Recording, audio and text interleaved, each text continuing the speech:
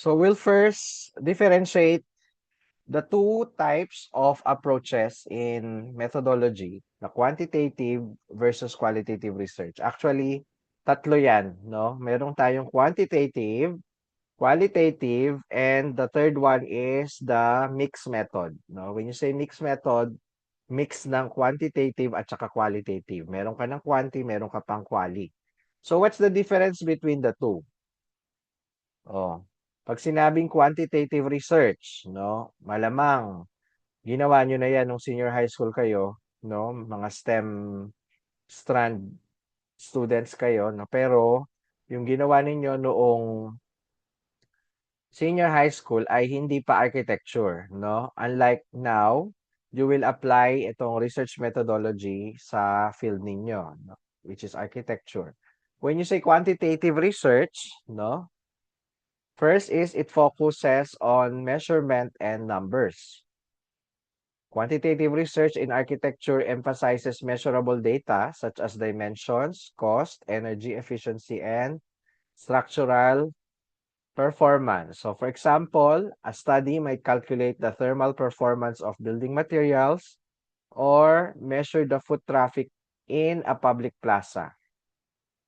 Okay, so from the word itself, quantitative, quantity. So more on numbers, no? You want to measure the dimensions, no? Ilan ang possible na visitors na papasyal dyan sa iyong structure o ilan ang titira, no? Para ma-compute mo yung cost na gagamitin mo para sa project mo, okay? The energy efficiency, etc. All related sa structure na gagawin mo, no? So, you can use surveys and experiments. What's the difference between the two? Any idea? When you say survey, sino ang pagkukuhanan mo ng data? Sino ang sasagot niyan? Siguro naman nagsagot na kayo ng survey, no? Kahit hindi related sa architecture. So, ang sumasagot ay tao, of course, hindi hayop, hindi halaman. Okay, so si-survey mo yung tao para makita nyo yung kanilang mga perceptions sa mga questions na itatanong mo, and then you will use statistics, no, to analyze ano yung mga sagot nila. Okay, experiment naman, you don't have to make a survey but magsi-set up ka ng experiment, no? For example, testing materials under laboratory conditions. So, i-define mo ano yung mga factors that will affect yung experimental setup mo. Alright? What else? You'll define the dependent variables and independent variables. No? So, yung independent, pwede mong i-manipulate, pwede mong kontrolin para makita mo yung ano magiging effect niya sa dependent variable. And then, you analyze it for you to make a conclusion. Okay? Quantitative is also predictive and comparative ang analysis. When you say predictive, you can predict outcomes. Okay? Pwede mo siyang i-generalize, no? Compare analysis. Unlike sa qualitative na sometimes or most of the times ay context specific siya. What do I mean by context specific? For example, I do a qualitative research dahil public administration ang field ko. I studied the ways how SK officials represent or do representation of underserved, underprivileged young people. Okay? Yung aking study ay pwedeng context specific sa isang barangay. No? Hindi ko pwedeng i-generalize na yung ginagawa sa barangay San Jose ng Florida Blanca ay same na sa buong Pilipinas. No? So, context specific. Unlike sa quantitative, no, usually ginagawa 'yan ng mga sa political survey. Halimbawa ngayon, 'di ba, may naglalabas na survey na si President Bongbong ay bumaba ang kanyang trust rating ng ganitong percent. So paano ginagawa 'yon? Paano sila nagko-conclude? So sino-survey nila yung sample size ng mga tao across the Philippine archipelago. So for example, 1,000 respondents. From 1,000 respondents, kukunin nila yung statistics. Okay. Ganon din yung ginagawa kapag halimbawa election. So yung mga presidential election, nangunguna si BBM ng ganitong percentage sa kanyang kalaban. So nagsasample sila. And they use the result of that survey to predict and to generalize for the whole Philippines. Okay? So, although ako, bumoto na ako noong 2022, pero never pa akong sumagot ng survey. So, hindi ko alam kung totoo nga ba talaga na nagsa-survey. Okay? Qualitative research. You focus on meaning and experience. Qualitative research explores how people experience and interpret architectural spaces. No? It asks questions about feelings, cultural values, and social interactions. So, for example, interviewing residents of heritage houses reveals emotional attachments and cultural narratives that numbers cannot capture. Okay, so you interpret the meaning based on the experience of the respondent, no? Kung sino man yung in-interview mo o sino yung nag-discuss sa'yo nung research question mo, no? Para makuha mo yung feelings niya, cultural values, no? So, mga qualitative uh, dimension ng research yan. So, what are the different methods of inquiry? Interviews, no? Participant observation, case studies and document analysis are central, no? Itong document analysis medyo tricky 'yan, okay? Magbigay ko ng example, I did a research before sa City of San Fernando, Pampanga, no? The governance of the city government, the LGU. Okay, kasi yung San Fernando, madalas silang nakakakuha ng award, no? Most outstanding LGU. Okay, so I studied paano ba nila ginagawa yung kanilang planning, paano nila ginagawa yung implementation ng kanilang mga programs and projects. Okay, so I conducted a qualitative research. I interviewed yung kanilang mga planning and development officers and staff, no, sa kanilang planning and development office. So along the interview, so meron silang mga binibigay na supporting documents, no? And meron ng mga analysis, document analysis, no? And parang sa document, hindi maalis sa kanila na merong quantitative analysis, no? Ito yung kanilang mga na-accomplish, etc., no? May mga tables, may mga graphs. So, isinama ko yon sa data ko na nakuha. So, ang tanong, pag ganun ba na mayroong quantitative yung document analysis, magiging quantitative na rin yung study, no? So the answer is not necessarily kasi qualitative pa rin yung approach ko. I did interview, no? Hindi ako nag-survey. Okay? However, during the interview ay merong supporting documents na may quantitative part, no? Pero hindi siya not necessarily na naging quantitative na yung study ko. Na-gets nyo? Okay? Context-specific insights. So, nabanggit ko na kanina yan, no? Yung context sa Heritage House ng Pampanga, maaring iba sa mga programs nila in preserving the heritage houses in Vigan. For example, yung Vigan ay UNESCO World Heritage Site, 'di ba? Yung Calle Crisologo doon. So, magkaiba ang dimension. So, context specific. Okay?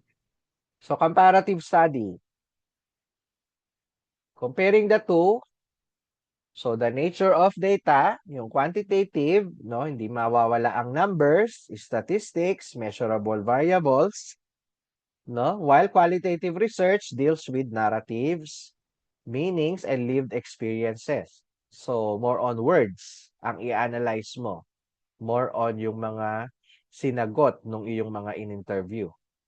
In architecture, quantitative data might tell us how many people use a space, But qualitative data explains why they use it and how they feel it. Okay? So magkaiba. Sa quantitative is numbers, how many people will use the space, no? Para magamit mo sa pagpa-planning mo sa capacity ng building, for example. Yung qualitative naman is why. O, sa pag-answer nila ng why, pag in-interview mo, para saan, bakit, okay? Makakadagdag ka ng data and idea, information para mas ma-improve mo yung pagdi-design mo ng structure. Okay, so purpose. Quantitative research seeks generalizability and prediction. So yun nga, sa na-analyze mo sa sample mo, you can do a generalized conclusion and prediction for the whole population. Okay, making it useful for large-scale planning and technical evaluation. On the other hand, qualitative research seeks depth and understanding, making it essential for culturally sensitive design and heritage conservation. So yung mga cultural aspect nung structure mo, no, kung merong kinalaman sa culture, yan, qualitative yan. Strengths and limitations. Quantitative research provides objectivity and reliability, but may overlook cultural and emotional dimensions. Okay, qualitative research provides depth and cultural insight, but may be limited in scope and generalizability. Together, they complement each other, offering a holistic view of architectural practice. No? So, in short, sa quantitative, objective, no, and reliable data, no? Pero it may overlook yung cultural, yung emotional dimension, no, yung narrative of history, for example, yan yung pwede mong i-tackle sa qualitative, no? So, yan. Examples. Imagine a study on Philippine heritage houses. A quantitative approach might measure the structural integrity of wooden beams, calculate maintenance costs, and survey visitor numbers. Okay? On the other hand, a qualitative approach would explore residents' memories. Okay? Yung mga history, nakaraan, cultural rituals, and emotional connections to the house. Combined, these approaches provide both technical and cultural insights, ensuring preservation strategies are sustainable and meaningful. Okay? So, ayan. Ayan pa yung ibang mga examples.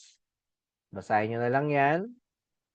Naka-upload na to sa Google Drive, Google folder natin. Meron kayong short quiz next meeting about this. Okay? Qualitative approach, examples, etc. Basahin nyo na lang. Okay. Summary and conclusion for this first part. May second part pa tayo. We will elaborate more yung qualitative research. Okay? Sa next meeting na lang yung quantitative. But before we go to that, let me ask a question. Do you have any question?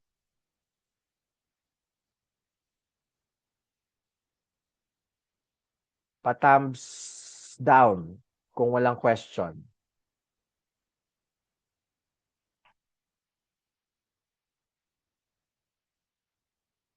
Daniela, Rodrigo, o yung iba, nakatulog na. Yan, dyan pa pala kayo. Okay, nakakasunod pa. So, dahil wala kayong question, puro thumbs down, ako ang magta-thumbs up. Ako ang magko-question. My question is, based on the initial discussion, which is better sa architectural research? Sa pag-analyze ng data sa architecture, is it quantitative approach or qualitative? Yan, medyo maingay ang paligid ko. Naririnig niyo ba yung eroplano? Nasa base kasi, katabi ng base ang aming bahay. Nasa air base, nasa Florida ako. Maingay, no? Oh, sagot. Which is better? Quantitative or quali? Class 2.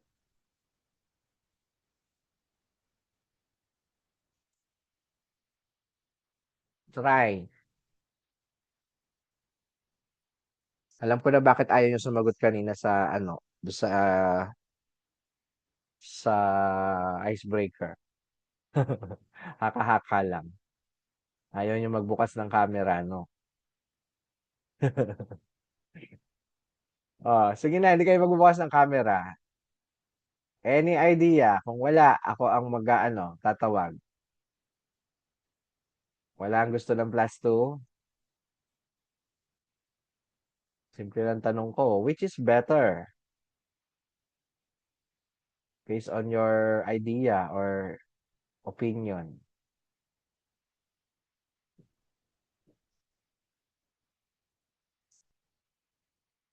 Oh, sige, raffle. Raffle tayo. Bukas tayo ng participant. Okay, sige. Mayor Tristan, nandiyan ka ba? Nandito ba si Caris? Wala si Mayor, si Mayora. Tristan, hindi ikaw yung sasagot. Huwag ka mag-alala. Nandiyan ka ba? Hello po, sir. Rinig po ba ako? Oh, give me a number, 1 to 10. 7 po. Okay, raffle tayo ah. 1, 2, 3, 4, 5, 6, 7. Si Ashley's phone. Ashley's iPhone.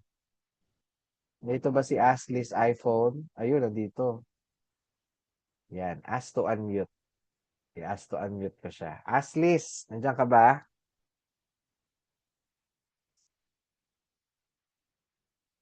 Hello, Ashley's. Gising ka pa ba? Live tayo sa GMA. Ayaw sumagot. Ayaw ata ng plus 2 ni Ashley's iPhone. O sige, yung susunod na lang. Si Kale David Asuncion.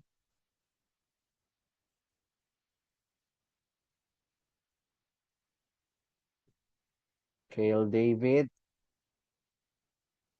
Dito ba si Kale? Wala.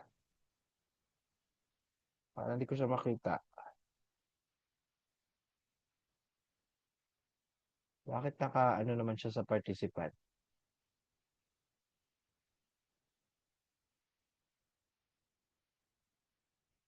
Justin Leonard Gutierrez. Ayun, may nag-raise hand. Si Paul Hello po. Vincent. Sige, tingnan muna natin si Paul Vincent. Nag-raise na hand si Paul. Gusto niyang sumagot sa plus, para sa plus 2. Paul Vincent, which is better for you? Rinig naman po ba, sir? Yes. For me lang po, ah, useful naman po both. For quantity, mas nagre-rely po siya more on statistics and numbers. Kapag quali po kasi sa architectural, um, iba-iba po yung concept. So, parang dun po natin mas nagagamit yung quali sa pag-intindi ng mga bagay like yung human behavior. Since yung mga tao po, hindi naman po sila pare-pareho ng way ng living. And yun nga po yung about sa concept, sir. Mas nagagamit po yung qualitative research. So which is better for you? Quali po, sir. Quali. Yes po. Okay. Kasi mas na i-elaborate. Okay. Any other idea? Si Justin, sumagot na kanina. Justin Leonard, do you have idea?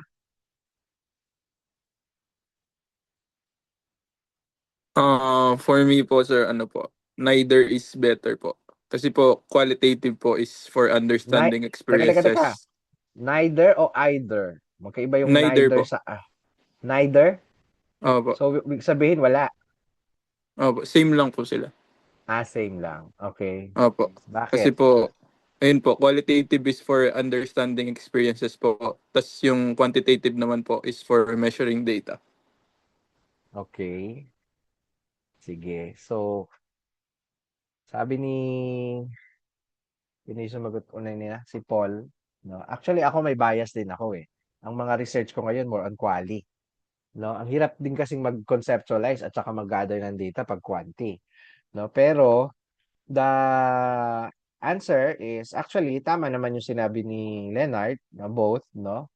So pag pipiliin ninyo, the answer is it depends, no? So it depends saan? It depends on your research question. Okay?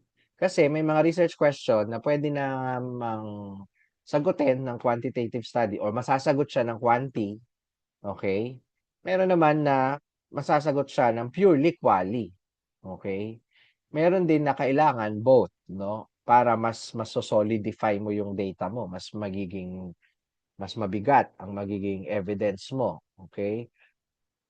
Pwedeng both, no? Pero yun nga, ang sagot ay it depends. Okay? So pag tinanong ko yan sa final exam, yun. Yun ang inahanapin kong sagot. Okay, sige. So, elaborate natin yung qualitative study.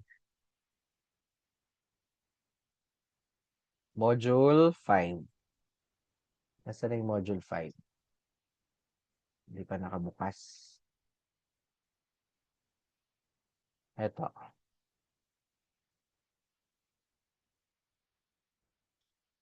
Nasaan na siya? Okay, can you see?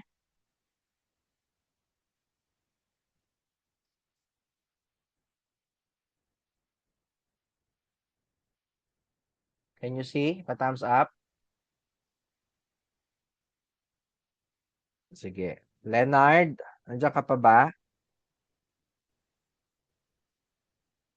Pakibasa mo Yes. nga yung first paragraph na introduction.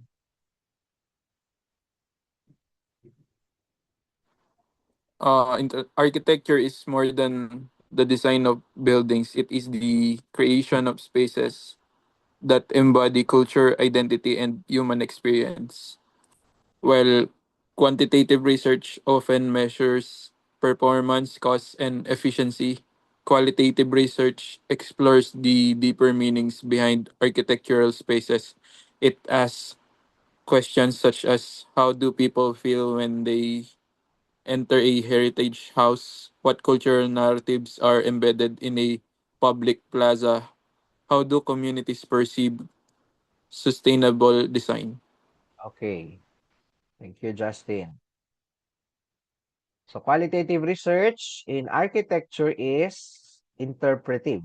I have to interpret, no, based on the response of the respondent. Focusing on lived experiences. Bakit siya lived experience? May nag-chat? Okay, si Jamaica. Okay, Jamaica. Got it. Matalastas lang yon.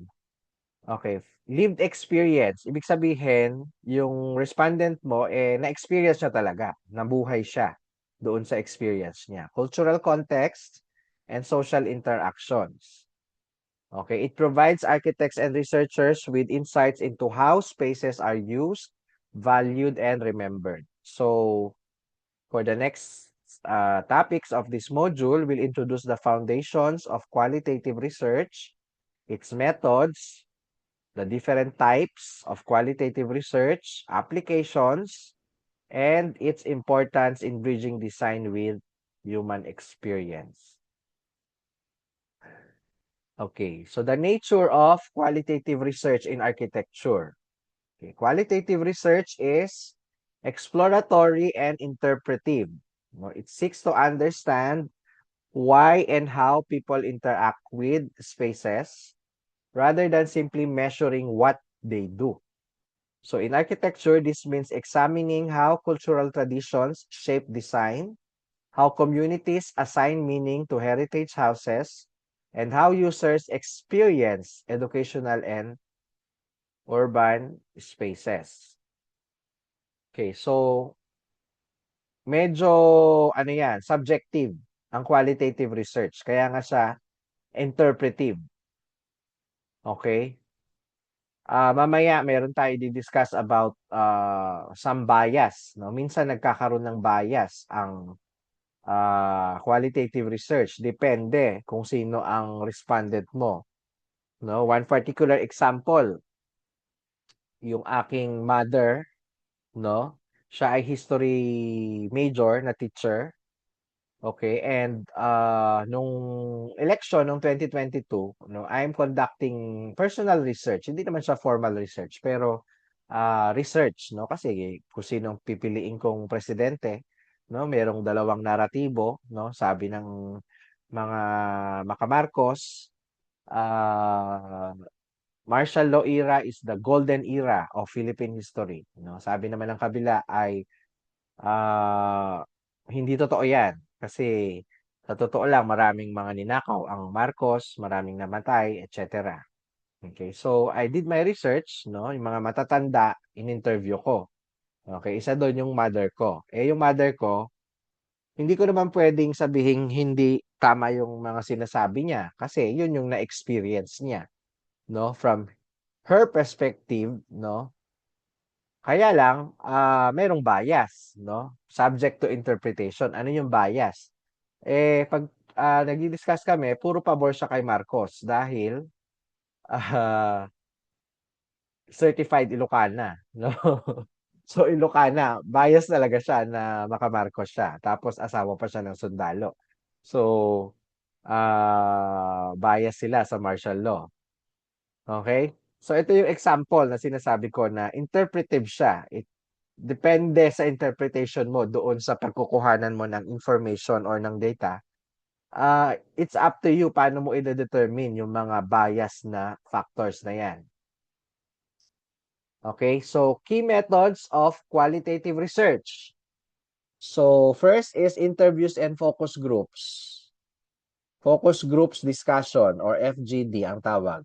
Yung interview naman, sometimes it's called KII or Key Informant Interview.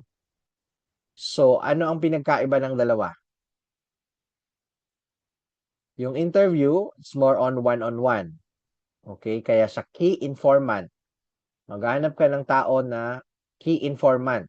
Talagang may kinalaman siya, informant siya doon sa research question mo, doon sa study mo. Okay? Focus group discussion, pwedeng group.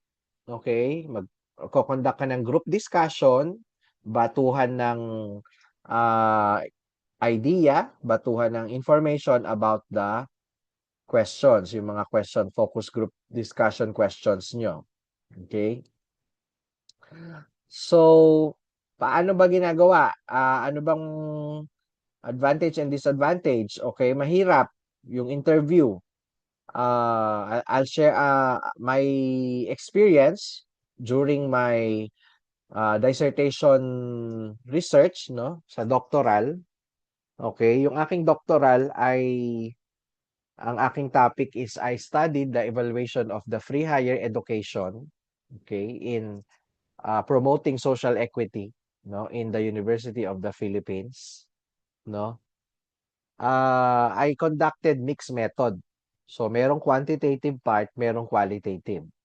Sa quantitative, hindi ako nag first hand data, hindi ako nag-survey. Kung hindi, I use secondary data from archival ng isang office. Merong office sa UP na nagbigay ng data sa akin, I analyzed yung enrollment trend for the past 5 years, no, from before free higher education compared sa nung inimplement na yung free higher education. So, across the different provinces, paano ba nag-trend? Tumaas ba ang enrollment ng mga poor students or bumaba? No? So, I analyze yung 10 most poorest provinces of the Philippines based on PSA statistics, no? Economic factor. So, yun yung quantitative part. Ano yung qualitative part? No, para mas malalong ma-solidify yung data ko, no, I conducted interview, no, meron akong 4 na key informant, mga university officials and key implementers or key government officials and focus group discussions, no, sa mga students. No, paano ko ginawa ito munang interview? So, yung interview, one of the highlights of the interview is I interviewed yung Secretary of Higher Education, no? Cabinet member ni President Digong, no? If you still know si Chairman Popoy de Vera, no? Siya yung chairman ng commissioners ng Commission on Higher Education. Bakit siya? Oh, by the way, paano ko pala siya na-interview? Hindi madali, no? Kasi lalo na high-ranking official siya, no? Pero sabi ng dissertation advisor ko, siya yung pinaka key informant na kailangan mo mang interview kasi siya yung naging main proponent ng free higher education nung ito ay ipinasa bilang batas, no? Commissioner pa lang siya noon, siya yung naglabi sa Congress at saka sa Senate, no? So hindi madali, no? Dahil especially during that time pandemic pa. So, lagi siyang nasa meeting, no? Member siya ng IATF, Interagency Task Force, no? And lagi, araw-araw nagpapatawag ng meeting si President Digong during pandemic. So, umabot siguro 3 months or more na kaka-follow up ko sa secretary niya bago ko napagbigyan na ma-interview siya, no? So, yung interview tumagal ng 1 hour. Okay, so naka-ready na yung mga questions. Ang dami kong natutunan sa kanya regarding doon sa subject ko, which is the free higher education. Now, itong focus group discussion, yun nga, dahil yung mga interview ko ay mga officials, government and university officials, so hindi naman sila yung hands-on na naka-experience ng effect ng free higher education, kung hindi yung mga poor students. So, paano ko na hanap? Paano ko na sample, no? Ano yung random sampling na ginawa ko? So, actually, hindi siya random kasi purposive sampling ang ginawa ko. Hindi naman pwedeng random. Magtatanong ako, o ikaw ba ay poor student? Poor ang income ng parents, no? Tapos siya ang interview, hindi ganon. So, paano ko siya na-capture yung audience ko sa focus group discussion? Merong isang program, yung church sa UP, yung Church of the Risen Lord, yung program nila ay tinatawag na Abot Kayang Tanghalian program. Okay, yung Abot Kayang Tanghalian, nagbibigay sila ng lunch na napakamura, no? 5 pesos, 10 pesos. Talagang mabubusog ka na sa lunch, no? Kompleto, merong dessert, no? Para sa mga poor students. So meron silang basis na documents para kung sino lang yung makakapag-avail nung kanilang program na yon. So, ang ginawa ko, pumasyal ako doon. So, meron silang canteen everyday na nag-offer.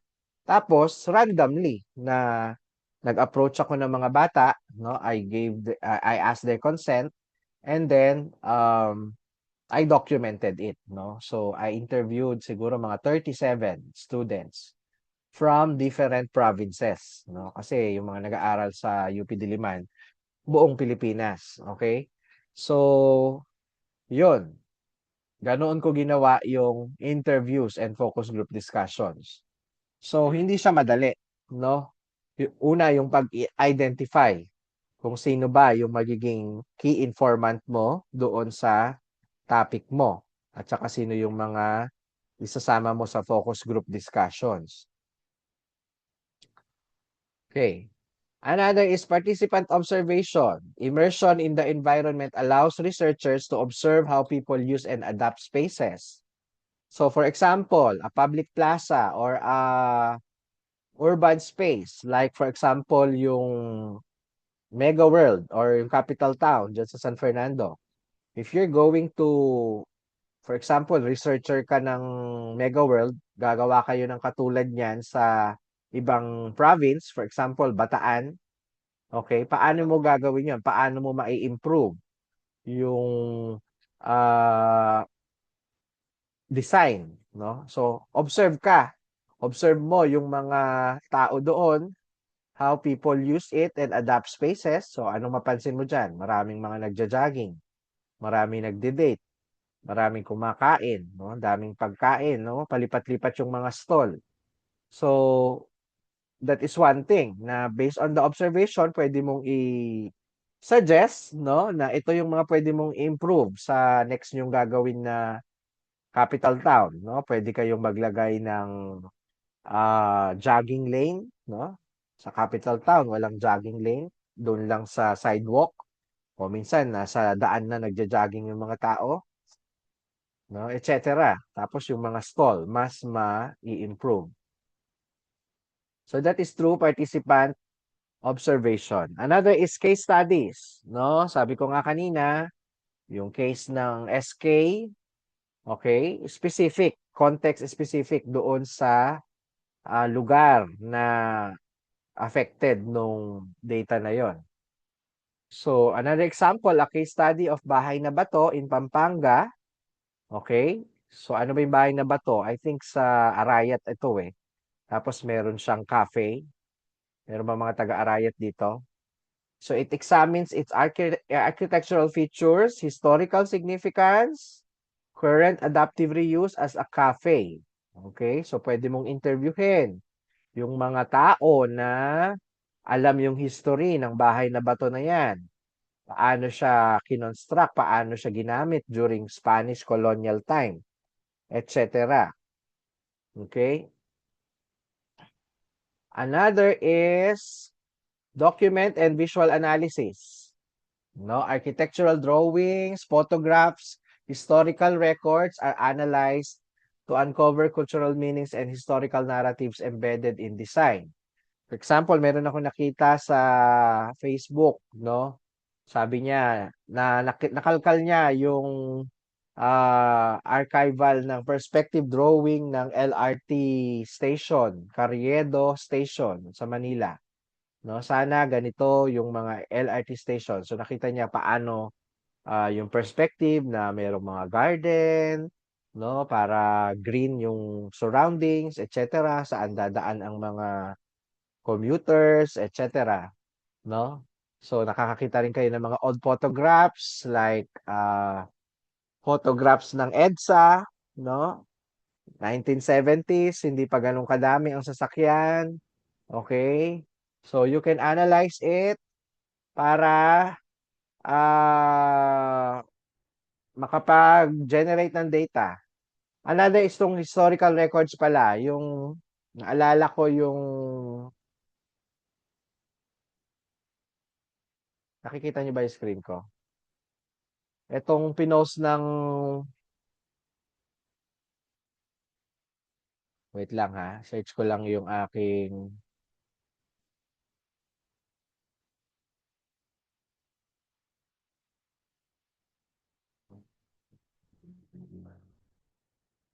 ito.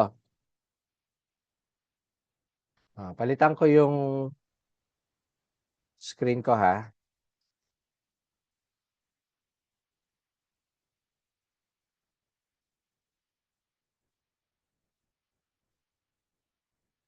Oh, can you see? Kita nyo ba to? Pinost ng Pampanga State U sa FB page, no? Ito yung Project Gunita to be implemented by Pampanga State U, yung Architecture Department, mga prof ninyo, at saka ng LGU ng Bacolod. No? So, nag-ano sila, MOA signing. Yan, ano ba to? Groundbreaking. Okay. So, ano tong Project Gunita? They are going to construct itong Simon de Anda Monument. Okay, obelisk or monument. Si Simon de Anda sa specific site na historical, I don't know kung kaninong bahay ito, somewhere, nung nakita ko yung document sa parang somewhere dyan sa San Guillermo Church. Diyan daw yung site na dati merong obelisk. Ano ba yung obelisk? Para siyang tower, no? Na nakatayo na historical site ni Simon de Anda. Simon de Anda was a governor general during Spanish time, na during the time na lumusob dito yung British colony, no, yung British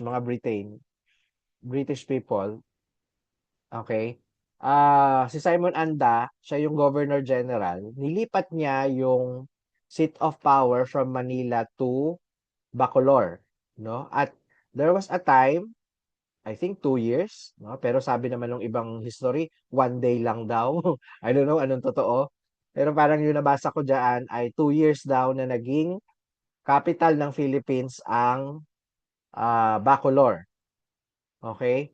So during the time ni Simon de Anda, paano nila na uncover yung historical truth na yan? So meron silang mga hinanap na mga archives, documents, no? Para ma-prove, no? So merong mga literature na kinuha nila sa National Library, no? Ni-study nila at ayan nga, gagawin na siya ngayon, no? So itong project na to, this was backed up by a research, no? So yan yung mga example ng application ng research sa architecture. Okay? So, document and visual analysis. Okay. Any questions so far before we go to the types of qualitative research? Well, that's really acid. And if you're telling if that's really acid and not just Ayun, jacuzzi may heated Mountain Dew, nagsasalita. you're fucking the Aaron Kurt. Because goddamn it is. Aaron Kurt, paki-mute natin siya. Nagsasalita. Okay. Types of qualitative research. First is ethnography.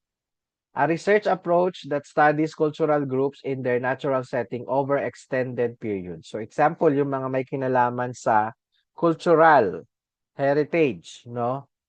You do ethnography. Anong ethnography? From the root word ethno, ethnic. Okay, so for example, yung mga bahay na cultural, na may kinalaman sa cultural artifacts, no? So you have to be an ethnographer. Titira ka doon para mas ma-feel mo yung how it is to live sa mga ethnic groups na yan, no? For example, meron akong friend na nagdoctoral siya sa UP din. Linguistics naman ang kanyang in-study. So ang kanyang research, he studied the language of the Itneg people in Kalinga. So ito ay pa-extinct na language. Ibig sabihin, wala nang ganong gumagamit. So, in-study niya yon. Paano niya ginawa yon? So, naging ethnographer siya. Pumunta siya doon, tumira siya for 8 years, no? Yung study niya, umabot ng 8 years. In-study niya yung mga language, paano na, ano yung etymology, paano na de-develop, at ano yung mga meanings, no? And later, nakagawa ng dictionary, no? Nung tribe na yon. Okay? Phenomenology. Medyo tongue twister. Phenomenology. Sabihin nyo nga, phenomenology. Mabilis. A method that explores lived experiences to uncover the essence of phenomena. Paano nakaka-affect ang phenomena or phenomenon sa di-design mo?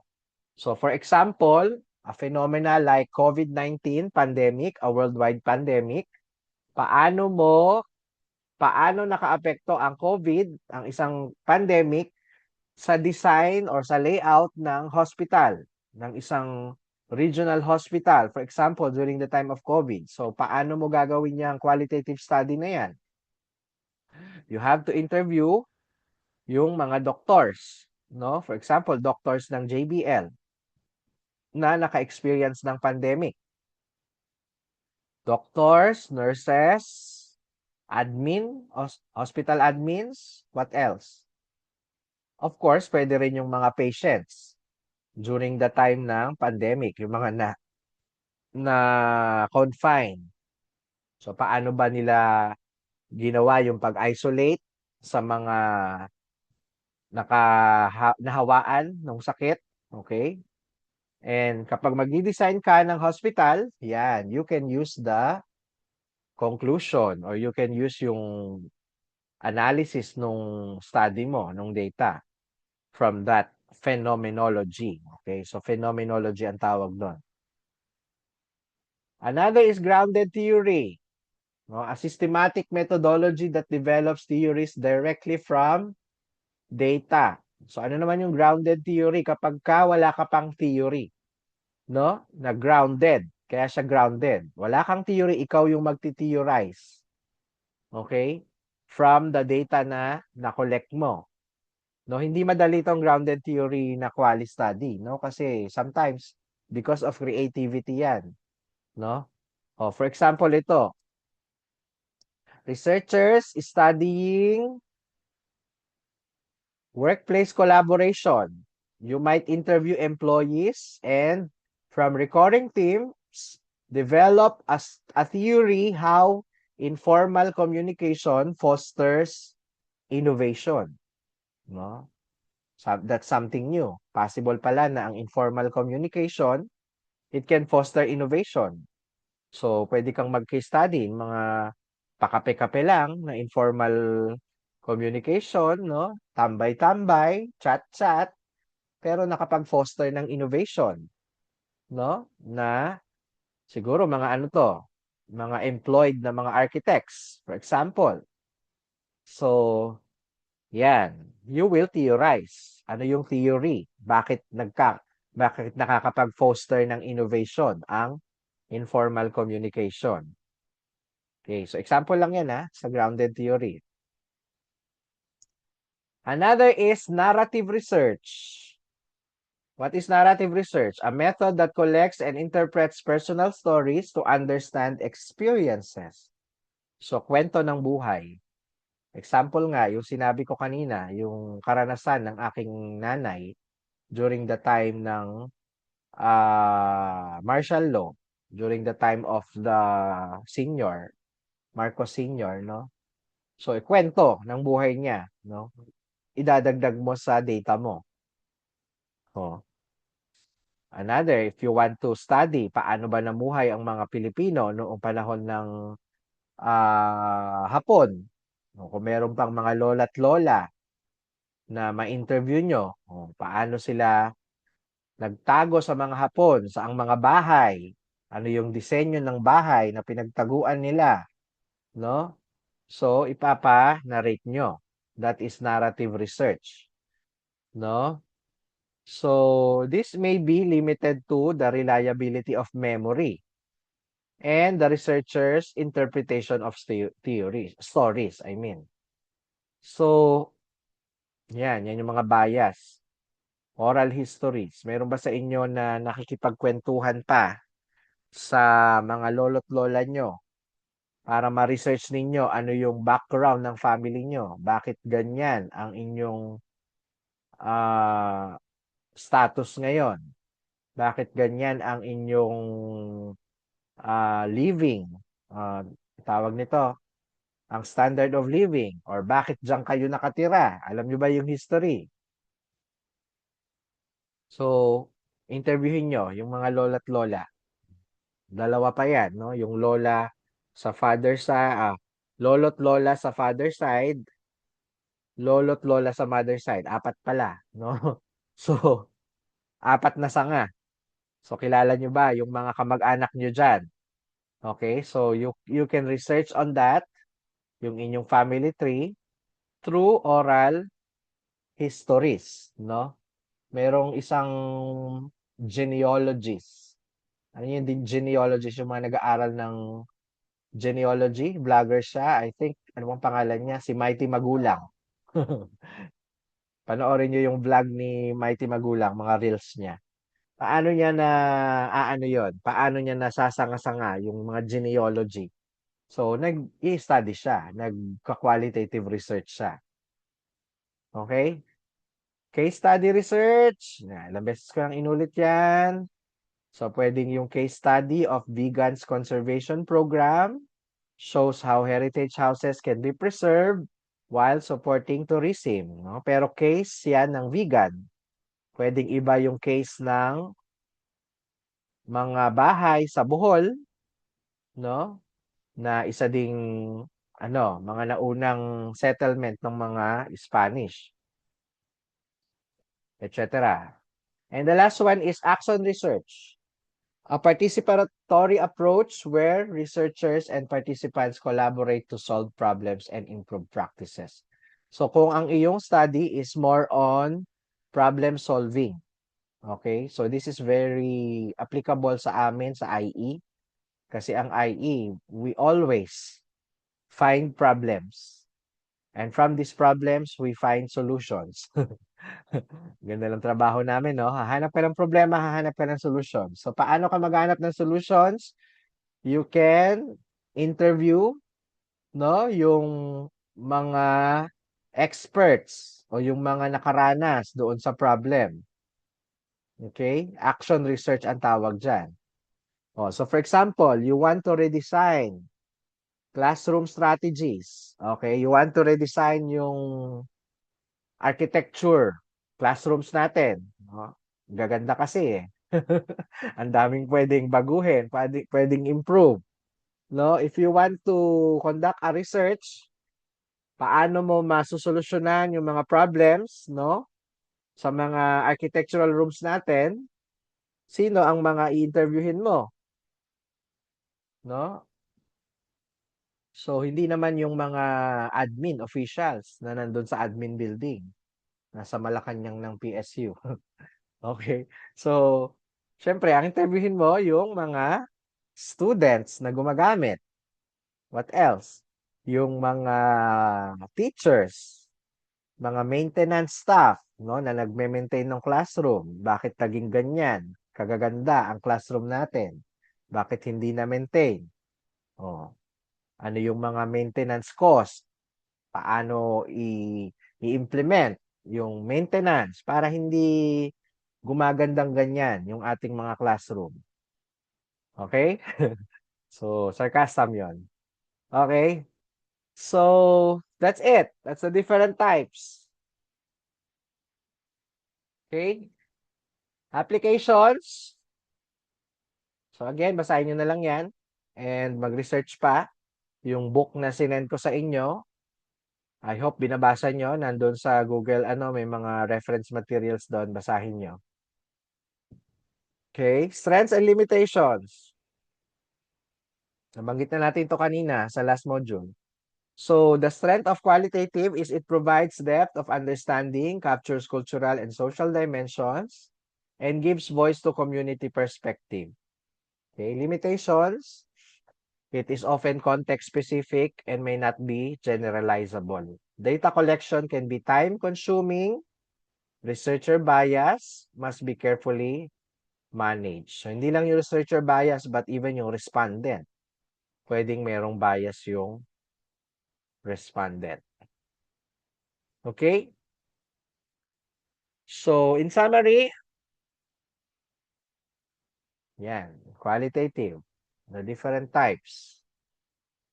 Okay. Basahin nyo na lang yan. Any question? It's 3:22.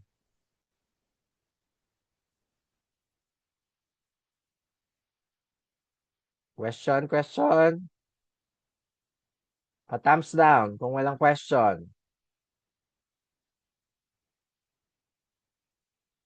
O, si Bench, hindi siya nag-thumbs down. Akala ko hindi thumbs down.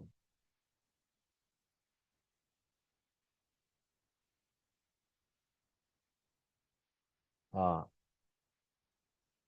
Yung iba, hindi nag-thumbs down. Nandiyan pa ba? Gising pa? 47 na lang tayo. O, kung walang tanong, ako ang magtatanong sa mga nag-thumbs down. So, Brian Beltran, can you share something you have learned this afternoon? Anything you have learned?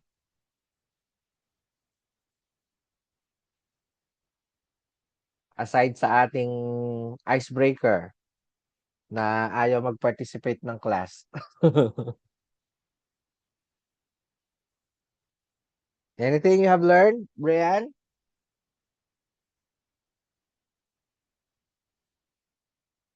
Architect Brian Beltran.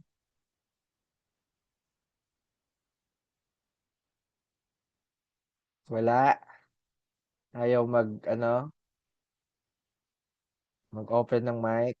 Anyone? Patrick James, Gigante.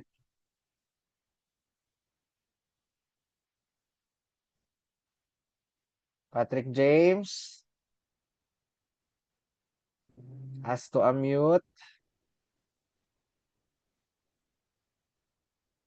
Wala kayong natutunan.